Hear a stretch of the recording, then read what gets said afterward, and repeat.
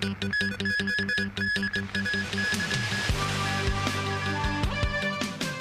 new COVID clusters are emerging, though daily caseload remains stable.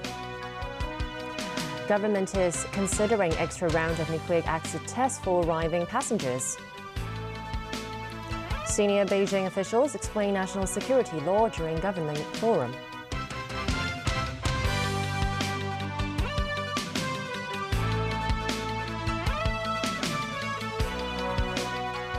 Good evening and welcome to TVB News. The city reported 270 new COVID infections, including 31 imported cases and one more virus-related death. Alarmingly, two infection clusters could be emerging. One is linked to a bar in Central, with another involving catering staff at a Chengqueno hospital. This is Central Bar on Diaguilas Street in Lan Kwai Fong, where a new infection cluster is likely unraveling. Some 11 patients visited the bar last Saturday between 11 p.m. and 5 a.m. the next morning. There, they took off their masks to chat and drink. As to the time of departure, according to Leave Home Safe application, the latest would be the 22nd of May, around about 5 a.m. As to whether there has been a breach of the law, we have to carry out further investigation. I understand that the bar has just resumed business a short while ago. One of the infected patrons, a 23-year-old part-time basketball coach, developed symptoms on Tuesday evening. That afternoon, he held a basketball class at Pok Oi Hospital Tang Pui King Memorial College in Yuen Long. 6 of the 30 students who attended the class have tested COVID positive.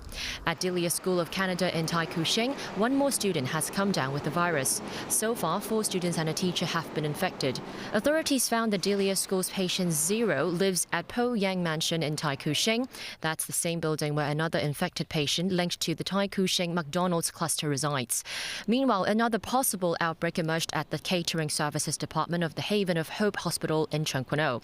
5 workers have come down with the virus. They either had meals together or stayed in the same dorm. And there has been a re-emergence of the L452R mutant strain in Hong Kong, a strain that can be found in the Omicron BA.4 or BA.5 subvariants. The affected patient is a 44-year-old man who works as a clerk in the airport and lives at Moss Town in Ma On Shan. As for the 2 earlier imported cases at Courtyard by Marriott Hong Kong in Sha Tin, authorities say cross-infection might have happened during their hotel quarantine. Despite fears that a suspected Omicron mutant strain is spreading in Hong Kong, Government Health Advisor Professor David Hui believes a rebound in the pandemic is unlikely. Meanwhile, the government is looking into the possibility of requiring new arrivals in Hong Kong to undergo an extra round of nucleic acid testing after their 7-day quarantine. Timothy Lee has more. Earlier this month, a married couple arriving from the U.S. were suspected to have spread the Omicron BA.2.121 mutant strain in the community. However, Government Health Advisor Professor David Hui said the city has already built up an immunity barrier, and the chances of a COVID rebound are low as the local case count continues to stabilize. He added that the public does not need to rush to get the 4th jab. Judging by the recent number of cases, it has been hovering around between 250 to 300. I think the trend will continue for several weeks. Unless you are frontline healthcare workers or frontline people combating COVID-19,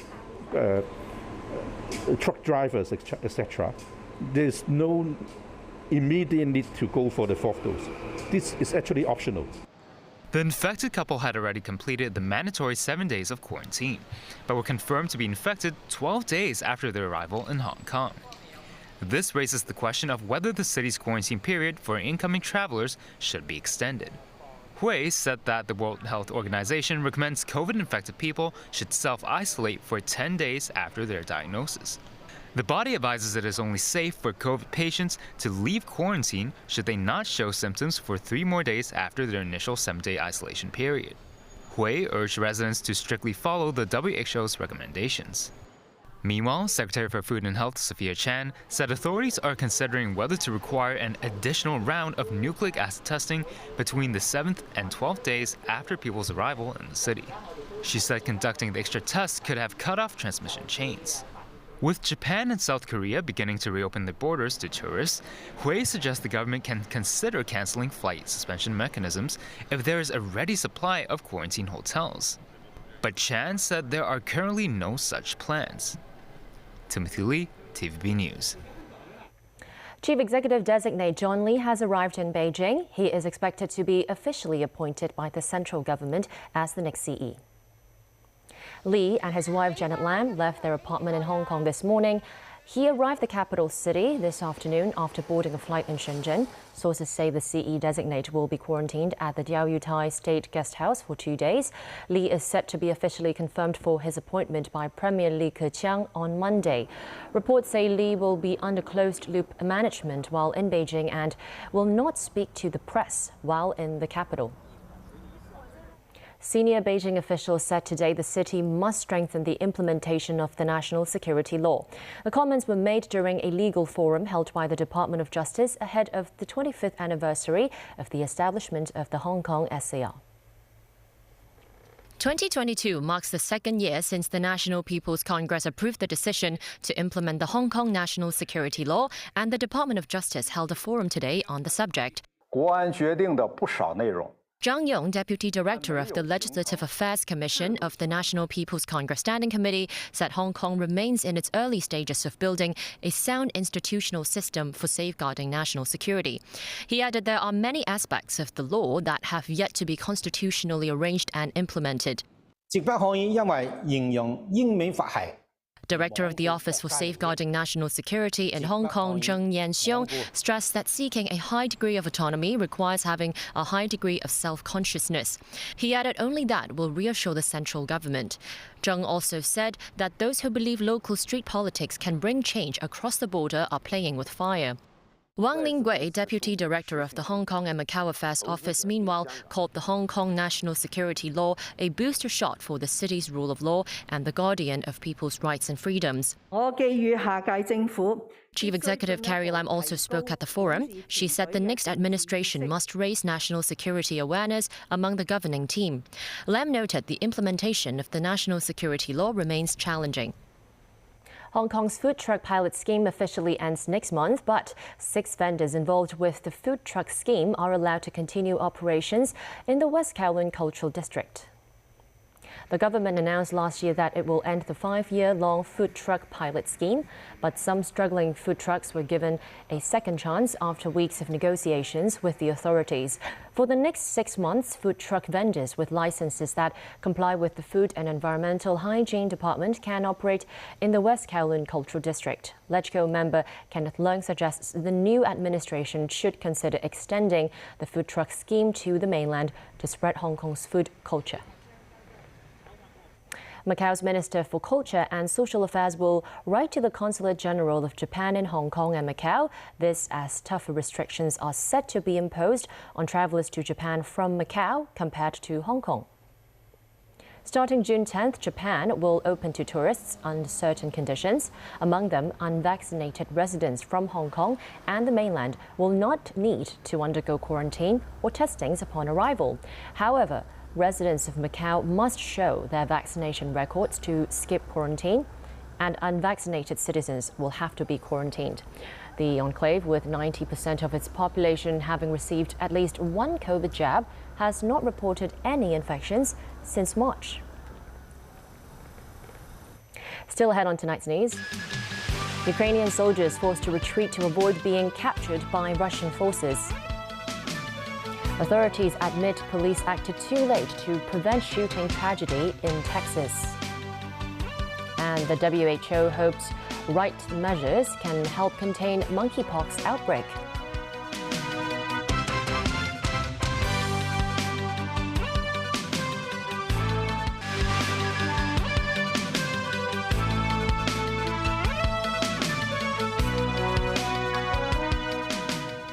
Welcome back to TVB News. Ukrainian forces may be forced to retreat from their last pocket in the Luhansk region to avoid being captured. This as Moscow-backed separatists continue to pound the area. Alan Boknia reports. A withdrawal of Ukrainian troops from the region would bring Russian President Vladimir Putin closer to his goal of capturing eastern Ukraine's Luhansk and Donetsk regions, known as Donbass.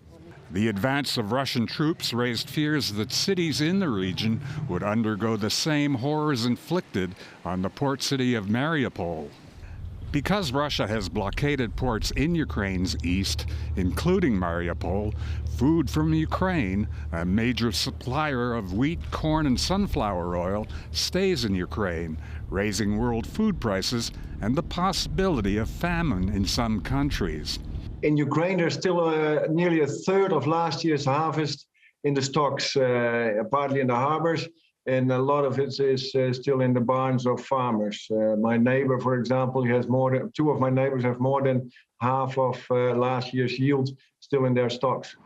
Moscow has pressed the West to lift sanctions against Russia imposed after its invasion of Ukraine, seeking to shift blame for the growing food crisis. The Pentagon accused Russia of holding the world to ransom.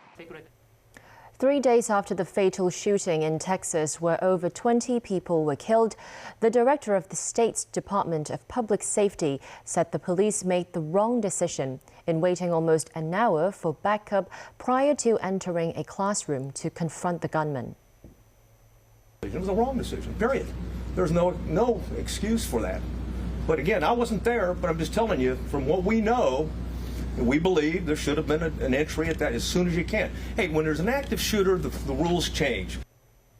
McCraw said survivors of the shooting at the Robb Elementary School had called the 911 emergency line from the classroom after 18-year-old gunman Salvador Ramos had breached the premises. He stated the individual on the phone said there were multiple deaths and still 8 to 9 surviving students, while telling the operator to urgently send in the police. This as officers were on standby in the hallway outside, waiting for backup. The first of these calls came at 12:03 p.m. The police did not enter the classroom until 12:50 p.m. They subsequently killed Ramos, who took the lives of 19 children and 2 teachers during his rampage. Not far from the site of the Texas shooting, protests were held outside the annual National Rifle Association convention, which was attended by former U.S. President Donald Trump. This report from NBC News. The national debate over guns moving to downtown Houston as hundreds of demonstrators protested attendees at the NRA's annual meeting. Please promise me you will get in their faces before another child is shot in their face. With former President Trump the headline speaker, weapons forbidden from the hall. As always, in the wake of these tragedies, the various gun control policies being pushed by the left would have done nothing to prevent the horror that took place. Absolutely nothing. Texas top 2 Republican elected officials canceling their in-person appearances in the wake of the Uvalde massacre. Lieutenant Governor Dan Patrick writing that despite his strong support for the Second Amendment, he did not want to bring additional, quote, pain or grief to the families of those suffering in Uvalde. In a pre-recorded message, Texas Governor Greg Abbott arguing gun control doesn't reduce crime. There are thousands of laws on the books across the country that limit the owning or using of firearms. Laws that have not stopped madmen from carrying out evil acts on innocent people. Among the 14 acres of guns, gear, and ammo exhibited here, attendees divided over how elected officials might prevent more tragedies like Uvalde. The United States has imposed sanctions on 2 Russian banks that do business with North Korea, a North Korean company, and a person it accuses of supporting Pyongyang's weapons of mass destruction program. The move comes a day after China and Russia vetoed a U.S.-led move to impose more United Nations sanctions on North Korea over recent ballistic missile launches. The World Health Organization said nearly 200 cases of monkeypox have so far been reported in over 20 countries where the disease is not commonly found. Still, the body believes the outbreak can be controlled. Daniel Rao reports. The WHO addressed the ongoing monkeypox outbreak in a public briefing on Friday. Experts from the United Nations Health Agency described the outbreak as containable should swift action be taken. We think that if we put in place the right measure now, we probably can contain this easily. So that's why we are making this briefing today, and we are trying to raise the awareness, because we are at the very, very beginning, and we have a good window of opportunity to stop the transmission now. Among the WHO's suggested methods of controlling the spread of monkeypox is isolating patients and their close contacts. Still, the WHO said there are many questions that remain unanswered regarding the origins of this unprecedented outbreak of monkeypox outside of Africa. The body said as of yet there is no evidence that genetic mutations in the disease are behind the infection wave. A top WHO advisor said earlier this week that the outbreak in Europe, the US, Israel, Australia and elsewhere could be linked to sex at 2 raves that took place in Spain and Belgium. The WHO said that so far almost 200 monkeypox cases have been reported in the affected regions. In Europe, Spain's total tally has risen to 98, while there were 106 cases in the UK. Latin America's first monkeypox case of the outbreak was reported in Argentina on Friday. Officials said the symptomatic man had recently been in Spain. Typical monkeypox symptoms include fever, body aches, chills and fatigue. It is not usually fatal in healthy individuals, but can cause rashes and lesions to develop in more serious cases. The WHO is assessing the effectiveness of smallpox vaccines in treating monkeypox. Still, the head of the body's smallpox department said that there is no need for mass vaccination. That's because monkeypox does not spread easily and is usually transmitted with skin-to-skin contact. Daniel Roll, TVB News. The mainland reported 264 COVID-19 cases today. Shanghai accounted for more than 60% of the infections, with 170 cases. One of the patients was found in Songjiang district, which was deemed by the government to have achieved zero COVID. The Municipal Health Bureau said 3 people living with the patient all tested positive on their nucleic acid tests. Meanwhile, in Beijing, the capital city reported 18 confirmed cases, along with 6 asymptomatic cases. Back in Hong Kong, adolescence could be among the most turbulent times of one's life. With that, a non-profit organization is setting its sights on offering free facilities and services to help these young people wind down and level up their self-care skills. Jackie Lin tells us more. Today's youth can be one of the most stressed-out generations, having to juggle studies, work, social media pressure, and the slew of changes that come with growth. That's where the space enters to help. Social worker Ng Kam Kyun says this project by Level Mind under the Hong Kong Jockey Club provides a spot for young people to relax, recharge, and release their pent-up emotions and rediscover themselves. Apart from free yoga and floral arrangement classes, the project offers Tibetan singing bowl workshops for sound therapy. Among the beneficiaries is 25-year-old Fat Ba, who worked at an advertising agency after graduating from secondary school 8 years ago. On the verge of a breakdown as stress mounted, he withdrew from social contact and didn't step out of his home for 1 whole month. With the help of Level Mind, Fat Ba says he learned to know thyself, attending to the selfhood that has long been neglected and uncared for. So far, there are 8 Level Mind centers across the city. Free activities there mainly target people aged between 12 and 24, with social workers providing counseling services at the sites. Jackie Lin, TVB News. And that is the news for tonight. Thanks for joining us.